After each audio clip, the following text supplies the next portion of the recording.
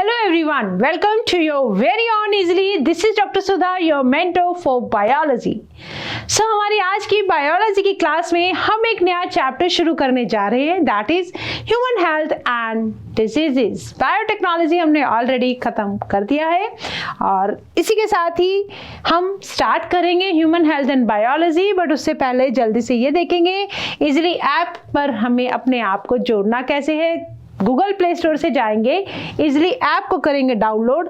अपनी information phone number enter करने के बाद ओटीपी नंबर से वेरीफाई करने के बाद आपके सामने खुलेंगे आपकी क्लास. तो आप सिलेक्ट कर लेंगे इसमें से 12th क्लास को आपकी, ठीक है. और कोर्सेज आपके पास अवेलेबल होंगे, उनमें से सिलेक्ट करना होगा आपको नीट का course.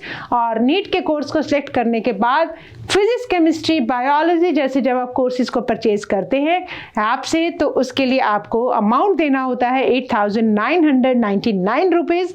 But specially for you, if you are downloading our app, just enter a coupon code, that is free easily coupon code, और जिसकी वजह से आपको पूरा का पूरा जो कोर्स है मिल जाएगा फ्री ऑफ कॉस्ट. साथ ही मिलेगी आपको एनोटेटेड पीपीटी और डीपीपी. और इसी के साथ ही हम स्टार्ट कर रहे हैं बेटा हमारा आज का chapter, that is human health and disease, that is lecture number 1. First chapter है बेटा, फर्स्ट लेक्चर है हमारा इस टॉपिक का, ठीक है. तो सबसे पहले ये समझते हैं बेटा हेल्थ होती क्या है. What is health? Health means छोटी क्लासेस हम पढ़ते आ रहे हैं, दैट इज द हर तरह से जो वेलबींग है, कुछ भी ले लो, social, physical, mental, emotional, behavioural, everything, ठीक है. तो health for a long time was considered as a state of body and mind, ठीक है. माइंड के साथ, बॉडी के साथ साथ आपकी माइंड की कंडीशन जहाँ पे क्या होता है, बैलेंस होगा.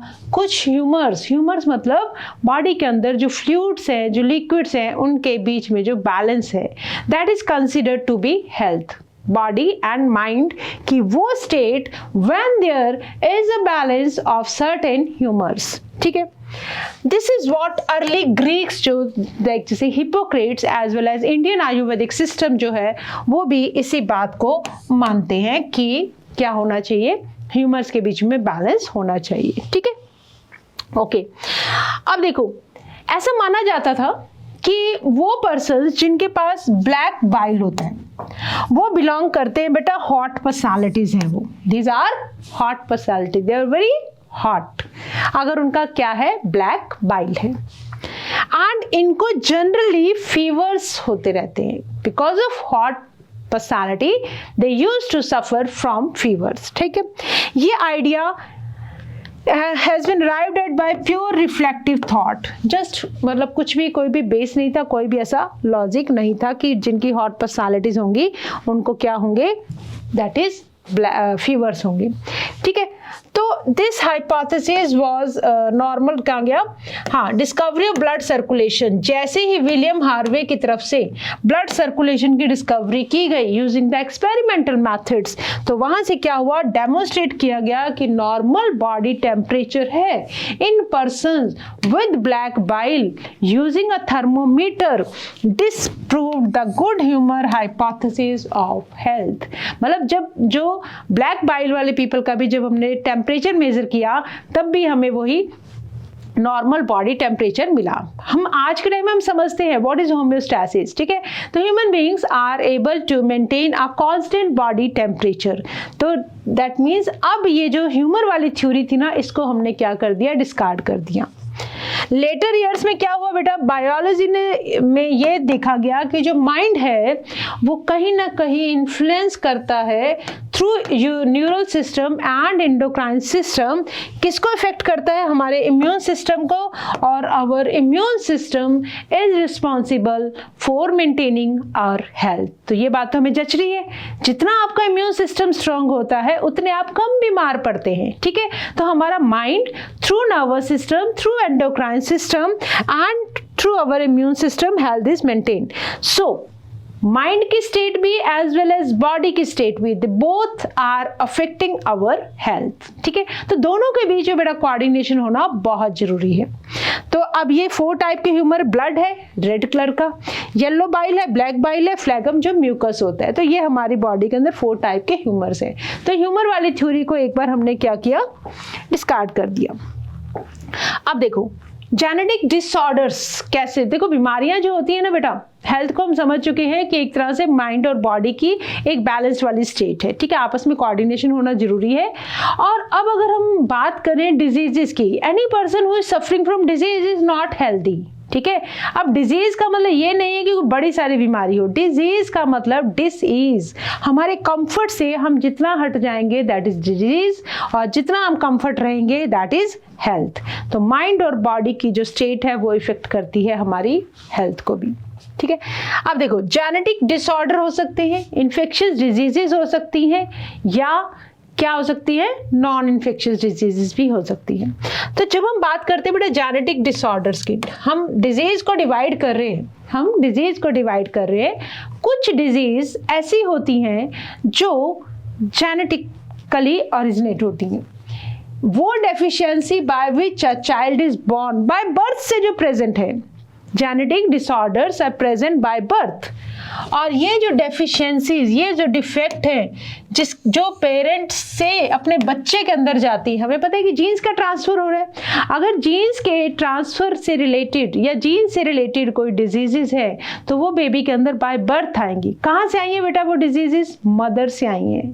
ठीक है, या मतलब पेरेंट्स से आई हैं। ये चीज़ हम ऑलरेडी पढ़ चुके हैं, चैप्टर मॉलिक्यूलर भी हम पढ़ चुके हैं, प्रिंसिपल ऑफ इनहेरिटेंस भी देख चुके हैं। तो मतलब कहने का ये वो डिजीजेज जो बाय बर्थ प्रेजेंट है, पेरेंट्स से अपने बच्चे के अंदर इनहेरिट हुई हैं, उनको बोलते हैं जेनेटिक डिसऑर्डर्स।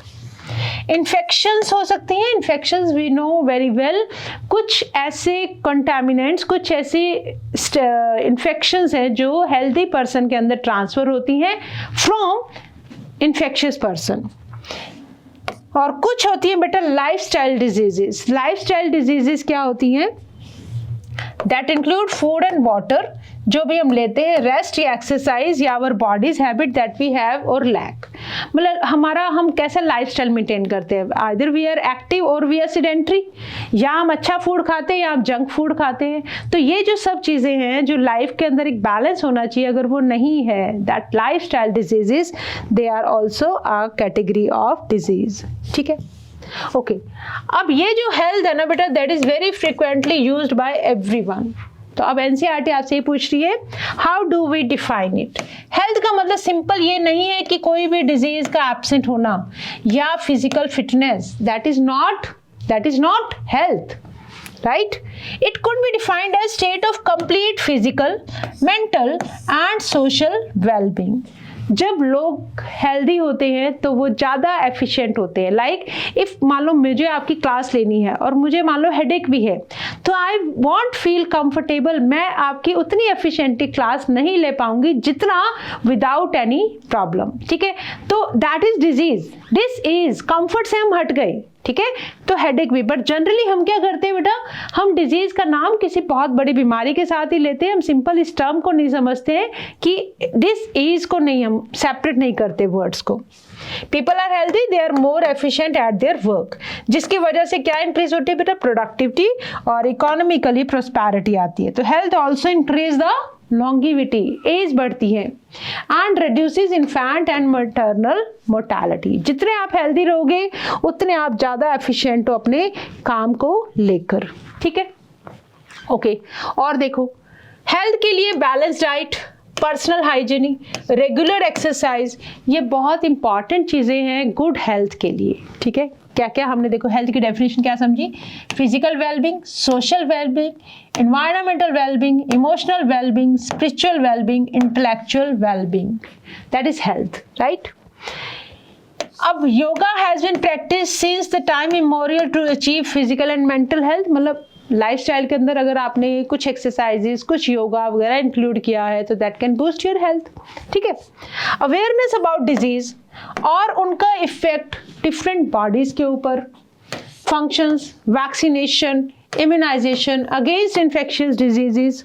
ठीक है, proper disposal of waste, control of vectors, maintenance of hygienic food and water resources, they all are necessary for achieving good health. आप समझ सकते हैं ना, अगर आप डेली एक्सरसाइज करते हैं, योगा करते हैं, गुड टाइम स्पेंड करते हैं और सीडेंटरी हैबिट्स को छोड़ते हैं, दैट बूस्ट योर हेल्थ।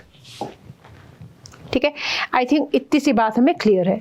तो डिजीजेज को हमने बेटा कैसे डिवाइड किया है? हमने ऐसे डिवाइड किया, डिजीजेज जो है या तो इन्फेक्शियस हो सकती है, नॉन इन्फेक्शियस हो सकती है। ठीक है, हमने देखा एक तो जेनेटिक डिसऑर्डर है, लाइफस्टाइल डिजीजेज है, बट जब हम बात करेंगे किसकी, इन्फेक्शियस नॉन इन्फेक्शियस डिजीजेस की, तब हम ये समझेंगे जो इन्फेक्शियस डिजीज है वो हेल्दी पर्सन के अंदर इन्फेक्टेड पर्सन हेल्दी पर्सन की तरफ ट्रांसफर कर सकता है, मतलब एक पर्सन से दूसरे पर्सन के अंदर फैलती हैं, राइट।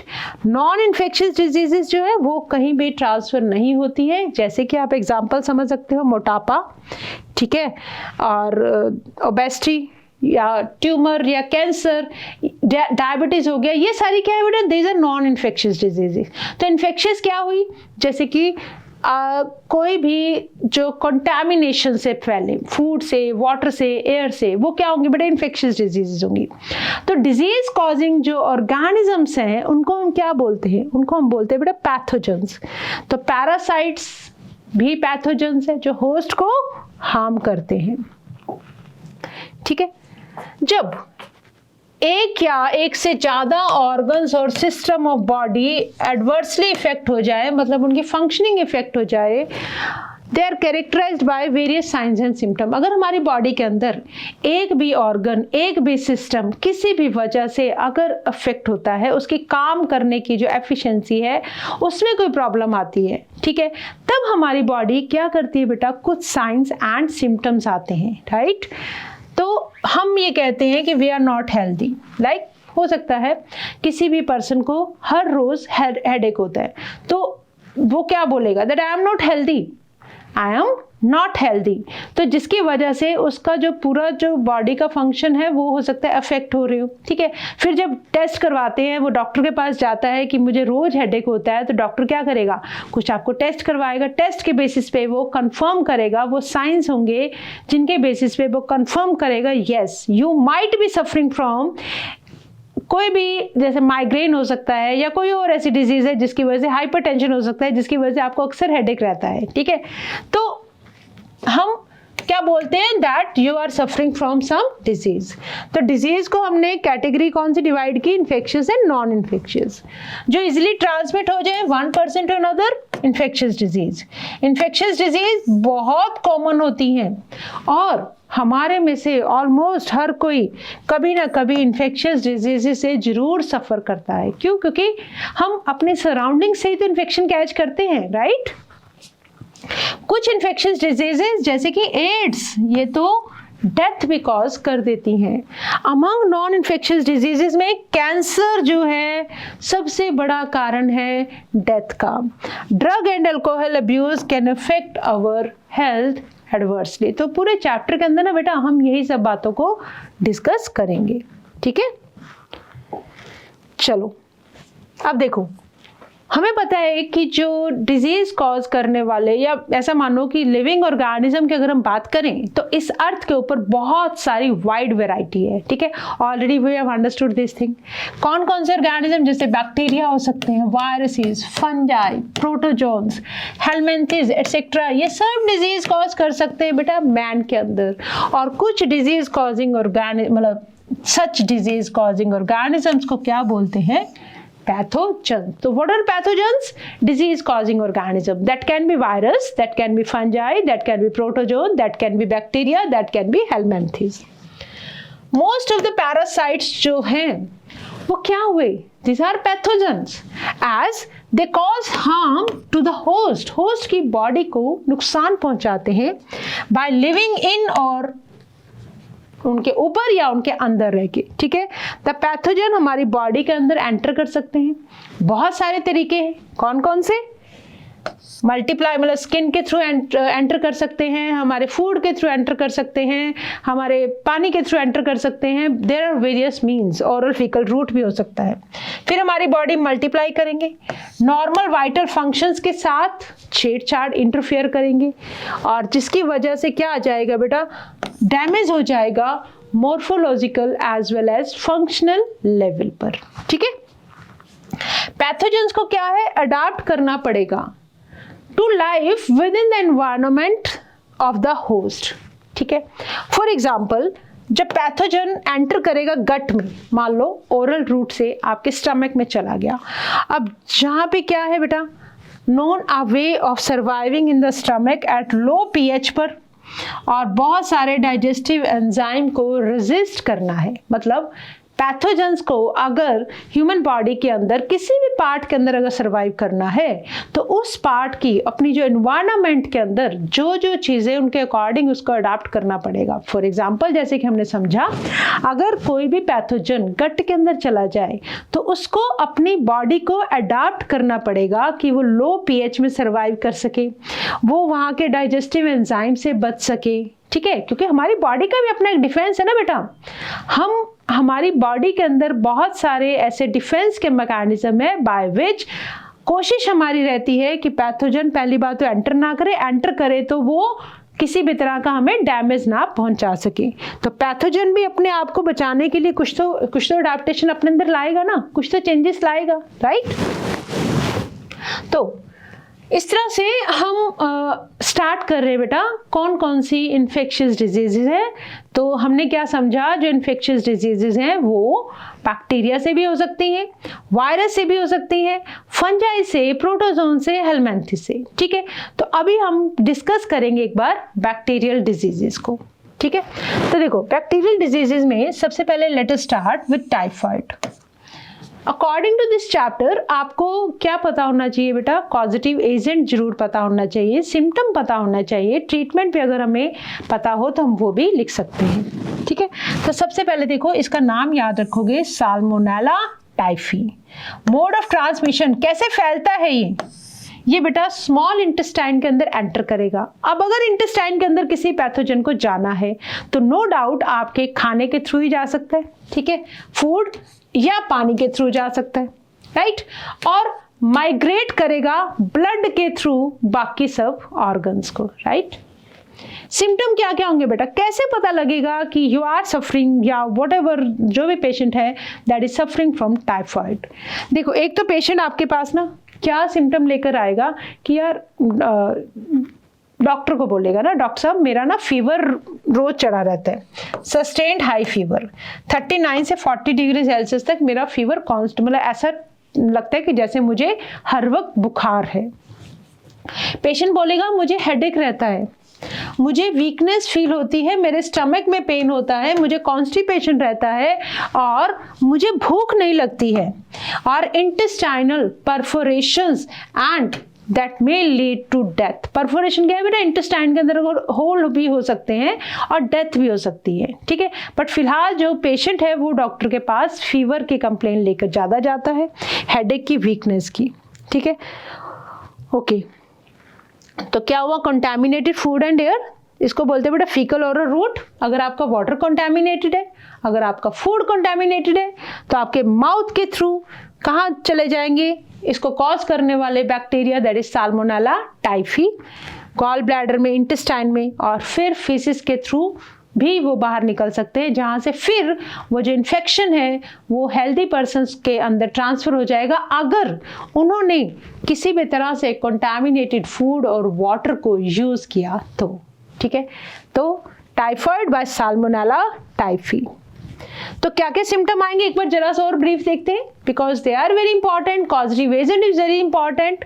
तो देखो क्या हुआ बेटा, हेडेक बोलेगा पेशेंट के मुझे जनरली हेडेक रहता है, पेशेंट बोलेगा मेरे पेन में, मेरे एब्डोमेन में पेन होता है, पेट दर्द करता है मेरा, मुझे घबराहट सी होती रहती है, वॉमिट लाइक सा फील होता है, मुझे भूख नहीं लगती है, मेरे मसल्स में भी पेन रहता है, ठीक है, मुझे थका थका सा मैं महसूस करता हूँ और मुझे इरेगुलर फीवर्स भी आते रहते हैं। तो जब आप ये सारे सिम्टम लेकर डॉक्टर के पास जाओगे तो डॉक्टर आपको बोलेगा let's have a test to confirm whether you are suffering from typhoid और नॉट।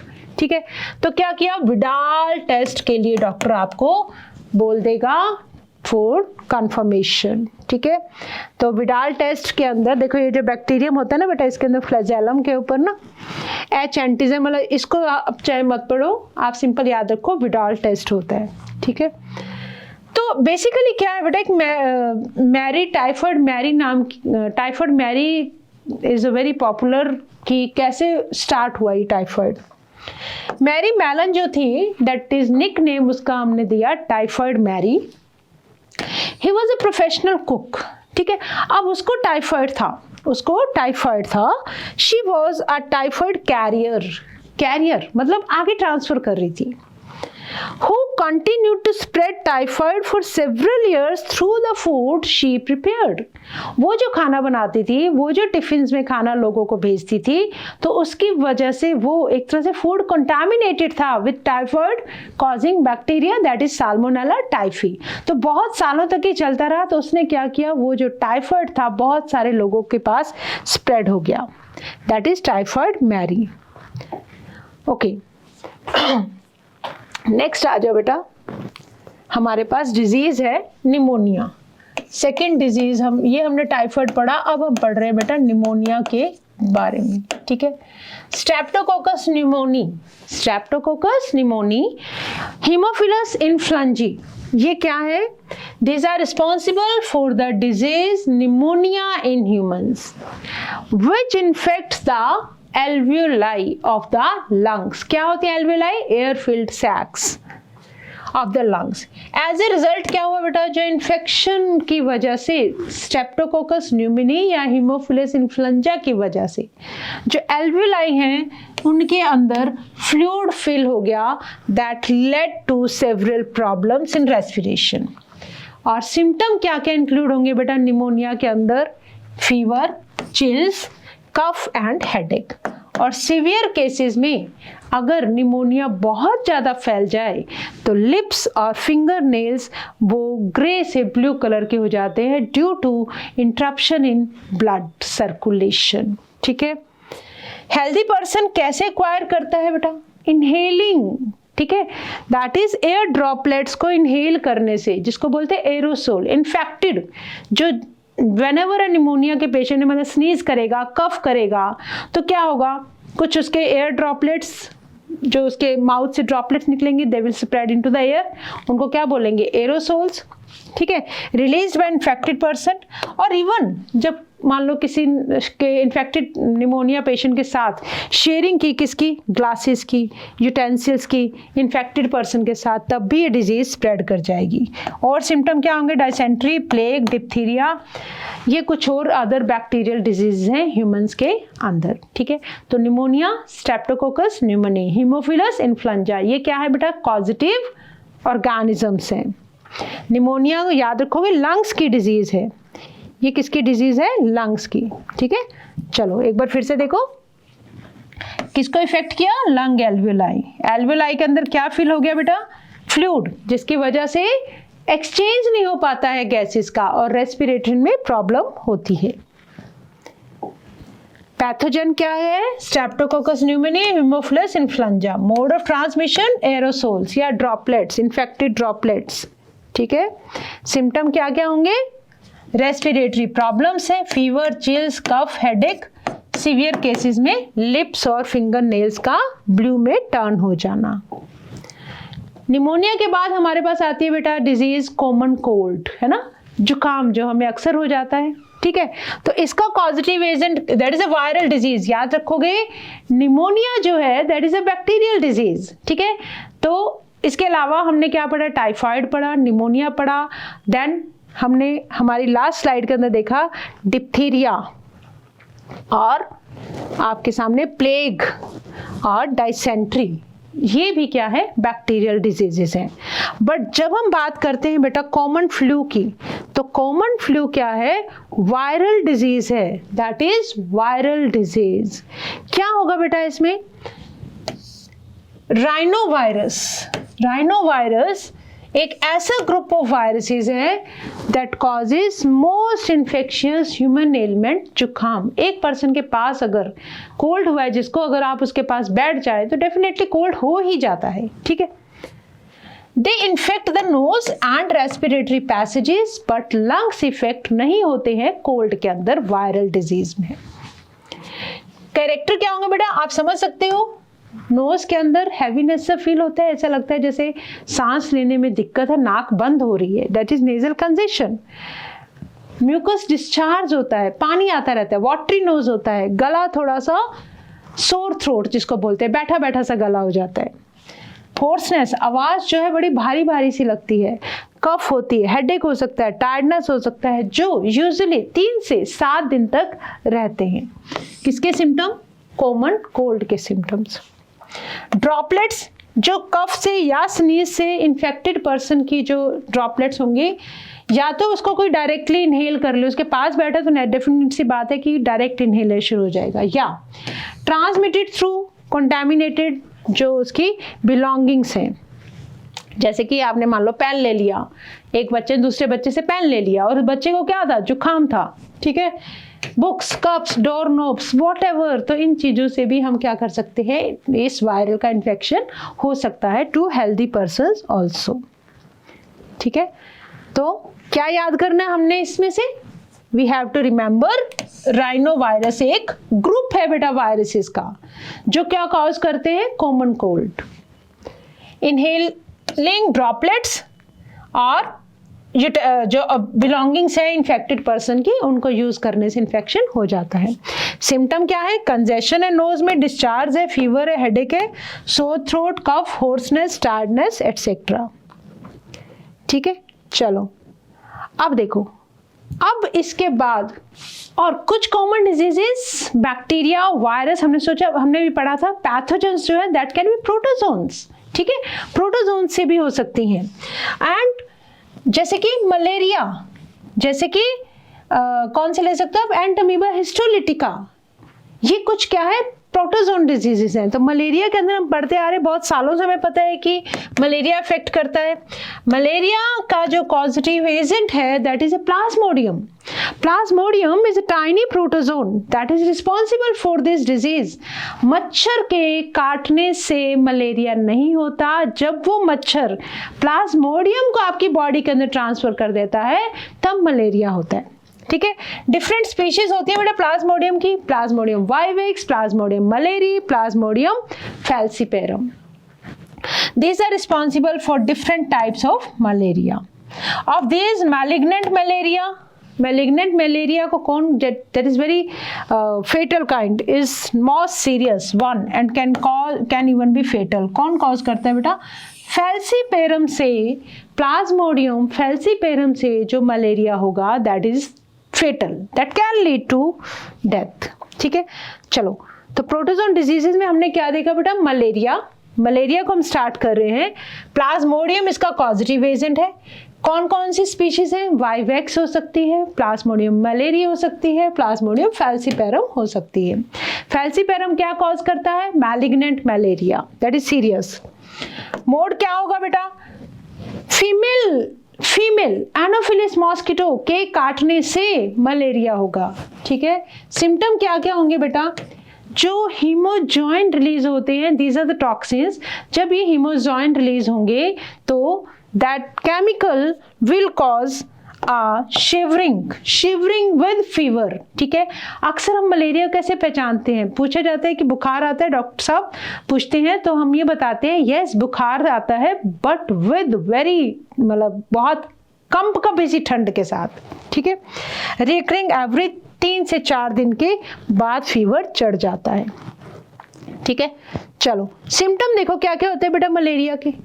सबसे पहली चीज हेडेक होता है इस वाले सेंट्रल रीजन से, फीवर आता है, मस्कुलर फैटीग पेन होता है, बैक पेन होती है, स्टमक के सिम्टम देखो तो नॉजिया वॉमिटिंग हो सकता है, स्प्लीन का इनलार्जमेंट हो सकता है ज़्यादा बढ़ जाए तो, रेस्पिरेशन में ड्राई कफ हो सकती है, पसीना आ सकता है, बहुत ज़बरदस्त वाली ठंड भी लग सकती है विद फीवर।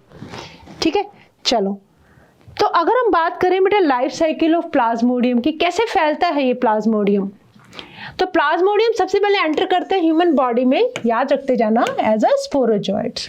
स्पोरोजॉइट क्या है? इन्फेक्शियस फॉर्म है किसकी? मलेरिया की। कैसे पहुंचेगा ये स्पोरोजॉइट ह्यूमन बॉडी के अंदर?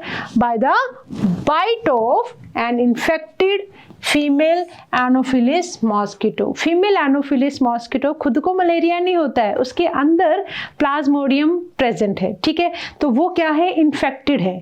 अब उस इन्फेक्टेड मॉस्किटो ने आके जब बाइट किया तो उसके सलाइवरी ग्लैंड से आपकी बॉडी के अंदर इन्फेक्टेड स्टेज जिसका नाम है स्पोरोजॉइट्स वो रिलीज कर दिए जाते हैं। ठीक है, स्पोरोजॉइट्स जो है दैट इज पैरासाइट, सबसे पहले क्या करेंगे बेटा? मल्टीप्लाई करेंगे। कहां पर करेंगे ये याद रखना है, with in the liver cells, और उसके बाद वो अटैक कर देंगे किसको? रेड ब्लड सेल्स को, और रिजल्ट करेंगे आफ्टर दैट, जब रेड ब्लड सेल्स के अंदर क्या कॉज करेंगे? रप्चर। पहले लिवर सेल में मल्टीप्लाई किए, उसके बाद रेड ब्लड सेल में चले गए, रेड ब्लड सेल्स में जाके they will cause the rupturing. The rupture of RBCs क्या रिलीज होगा? टॉक्सिक सब्सटेंस जिसका नाम है हीमोजॉइन। तो जैसे ही आरबीसीज रप्चर करेंगे टॉक्सिक सब्सटेंस बाहर निकलेगा, उस टाइम पर क्या होगा?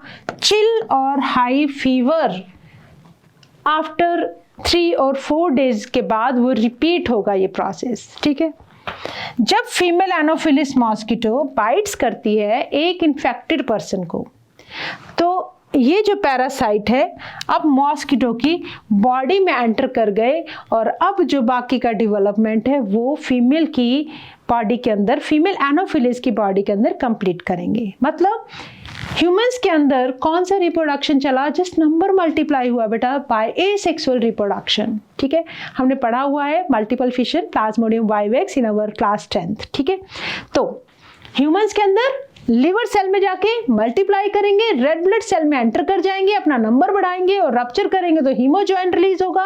हीमोजॉइन की वजह से chill with fever that is recurring every 3 और 4 डेज, ये होंगे सिम्टम। उसके बाद उस स्टेज पे अगर कोई मॉस्किटो ने आके दोबारा से बाइट किया तो वो जो पैरासाइट है, अब वो जो प्लाज्मोडियम की जो स्टेजेस है एसेक्सुअली अपना नंबर मल्टीप्लाई करने के बाद गैमीट्स जब बनेंगे वो कहाँ चले गए? फीमेल बॉडी के अंदर, किसकी? एनोफिलिस मॉस्किटो की बॉडी के अंदर। अब जो पैरासाइट है मल्टीप्लाई करेगा विद इन देम, मॉस्किटो के अंदर क्या बनाएगा? स्पोरोजॉइट्स, जो स्टोर हो जाएंगे फीमेल एनोफिलिस मॉस्किटो की सलाइवरी ग्लैंड में। राइट, अब जब ये मॉस्किटो बाइट करेंगे ह्यूमंस को, द स्पोरोजॉइट्स फिर से इंट्रोड्यूस कर दिए जाएंगे एक हेल्दी पर्सन की बॉडी के अंदर भी, जिसकी वजह से क्या होगा? हेल्दी पर्सन को भी क्या हो गया? Malaria. And it is interesting to note that malarial parasite is digenetic, that is 2 host चाहिए बेटा इसको, एक तो ह्यूमन और दूसरा मॉस्किटोज। क्या करने के लिए? To complete its life cycle. Female anopheles mosquito क्या है? वेक्टर है as well as transmitting agent भी है। ओके, तो ये देख लो, एक बार लाइफ साइकिल देख लो ताकि फिर से रिवाइज हो जाए। मॉस्किटो ने आगे बाइट किया, क्या हुआ? स्पोरोजॉइट्स, ये क्या है बेटा? इन्फेक्टेड स्टेज है। स्पोरोजॉइट्स कहाँ चले गए? लिवर सेल्स में, जहां ये अपना नंबर बढ़ाएंगे और अटैक कर देंगे आरबीसीज को। आरबीसीज में अपना नंबर बढ़ाने के बाद रप्चर करेंगे तो हीमोजॉइन रिलीज होगा। ठीक है, और क्या बनेंगे? गैमीटोसाइट्स। अब मॉस्किटो ने आगे फिर से बाइट किया तो मेल और फीमेल गैमीट कहाँ चले गए बेटा? फीमेल एनोफिलिस मॉस्किटो की बॉडी के अंदर। यहाँ पे क्या उनके फ्यूजन से बना? जाइगोट। जाइगोट फिर डेवलप होगा किसके अंदर? मिड गट के स्पोरोजॉइट्स के अंदर, मॉस्किटोल स्टेज। अब स्पोरोजॉइट्स कहाँ आ गए? Salivary glands of mosquito. तो इस तरह से ये साइकिल चलता रहता है। और सिंप्लीफाई करके देखो, सिंपल। मॉस्किटो ने बाइट किया दूसरे ह्यूमन को, स्पोरोजॉइट्स इंजेक्ट हो गए, ह्यूमन के अंदर देखो क्या क्या चला, लिवर सेल्स में गए, एसेक्सुअल रिप्रोडक्शन किया, ब्लड सेल के अंदर पहुंच गए, ब्लड सेल्स रप्चर कर गए, तो क्या हुआ, एसेक्सुअल रिप्रोडक्शन किसके अंदर चली है, आरबीसीज में। बस्टिंग से क्या रिलीज हुआ है, हीमोजॉइन। तो साइकिल्स ऑफ फीवर और दूसरे सिम्टम आएंगे। अब आप डॉक्टर के पास जाते हो, फिर डॉक्टर आपको इन सिम्टम के बेसिस पे आपको बता देता है कि you are suffering from malaria. तो इन्फेक्टेड स्टेज वो कौन सी देखेंगे डॉक्टर, स्पोरोजॉइट्स देखेंगे मलेरिया टेस्ट से। तो अब जब दोबारा स्टेज पे आके जब मॉस्किटो ने आके फिर से बाइट किया, तो गैमीटोसाइट जो क्या है बेटा, सेक्सुअल स्टेज है, किसके अंदर, कहाँ चले गए, मॉस्किटो की बॉडी में। अब फीमेल मॉस्किटो ने क्या किया, ब्लड को जब आरबीसीज के अंदर गैमीटोसाइट्स है, अब जब फीमेल मॉस्किटो ने आके बाइट सक किया तो गैमीटोसाइट कहाँ पहुंच गए, फीमेल मॉस्किटो की बॉडी में। वहां उनके बीच में क्या हुआ, फर्टिलाइजेशन गट के अंदर, और क्या बना, जाइगोट। अब मैच्योर इन्फेक्टेड स्टेज जो स्पोरोजॉइट्स हैं वो एस्केप करेंगे इंटेस्टाइन से और माइग्रेट कर जाएंगे मॉस्किटो के सलाइवरी ग्लैंड में, जिसके थ्रू फिर से वो ह्यूमन बॉडी के अंदर एंटर हो जाते हैं। ओके, देन हमारे पास है, so now next disease Entamoeba histolytica, that there is also a protozoan disease, ठीक है। Malaria was also causative agent protozoan, vector female anopheles mosquito, और नेक्स्ट प्रोटोजोन डिजीज हमारे पास है बेटा अमीबियक डाइसेंट्री, ठीक है, that is caused bye Entamoeba histolytica.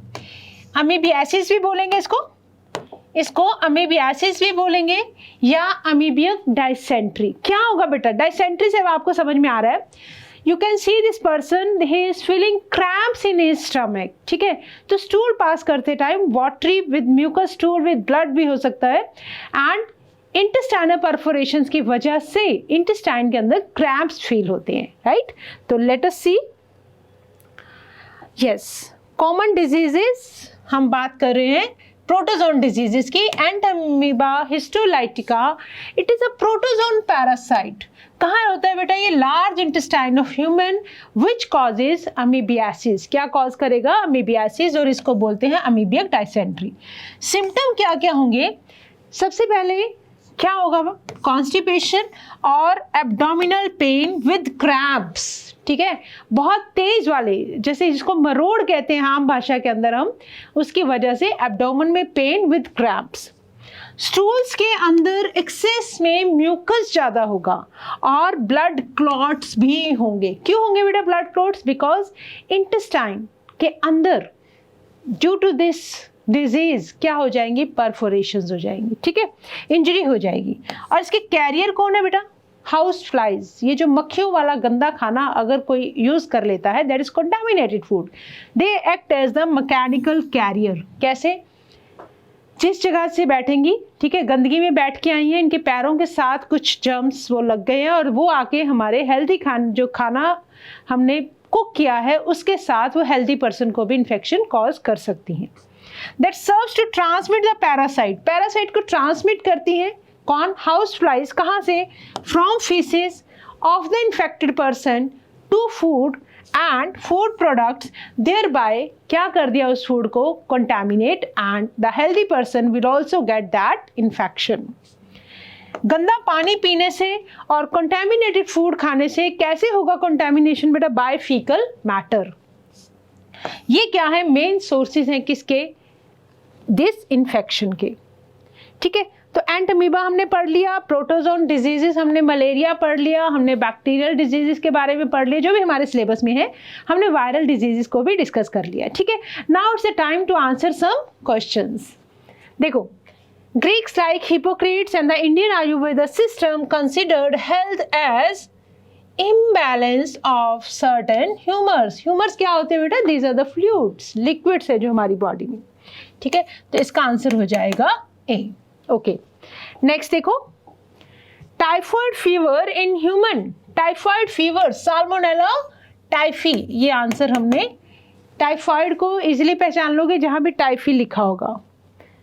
Then salmonella typhi जो है generally enter which part of the alimentary canal. Salmonella typhi कहाँ जाएगा बेटा? स्मॉल इंटेस्टाइन में, ठीक है, स्मॉल इंटेस्टाइन में। देखो small intestine, Salmonella typhi, what we have seen in Salmonella typhi, that is caused by the typhoid. Typhoid cause करने की वजह से, देखो ये हमने पढ़ा, इट एंटर्स स्मॉल इंटेस्टाइन। कहाँ से एंटर करता है? Small intestine. कैसे एंटर करते हैं? थ्रू फूड, कंटामिनेटेड फूड की वजह से। तो ये छोटी छोटी बातें भी आपको याद रखनी है। Sustained high fever 39 to 40 degree Celsius और इंटेस्टाइनल परफोरेशन, मतलब इंजरी हो जाए, in severe cases it is a symptom of which disease? Fever रहेगा बेटा, हमने डिस्कस किया था sustained high fever, that is in case of typhoid, right? Okay, then आ जाओ, which test is perform to confirmed typhoid fever? Typhoid fever के लिए कौन सा टेस्ट किया जाता है? That is Widal test, right? Okay, तो with this we have completed with our first lecture of chapter Human Health and Disease, and it's the time to say thank you, but always remember that you have to learn with a smile.